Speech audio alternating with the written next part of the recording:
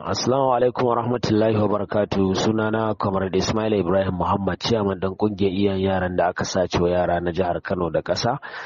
Akwai yara guda 8 wanda muka samo su a jihar Delta Asaba, wanda muke gayyata iyayen yara su zo su duba, tunda wa'yansu sun je dama sun dudduba su sun shaida 'ya'yansu a ciki.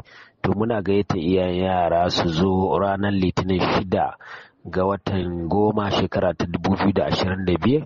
Ita ce rana wadda za a nuna wa iyayen yara, duk wanda bai samu ya ga wa'annan yaran ba ya zo hukumar NAFTEF nan Tarauni, kusa da makabartar Tarauni, daga karfe 10 zuwa karfe 2. Muna buƙatar iyayen yara su zo su hallara. Wannan ita ce rana da muka bayar, wanda iyayen yara waɗanda ba su gama gani ba su zo su gansu, saboda muna buƙatar mu gama tantance waɗanda suka gane 'ya'yansu.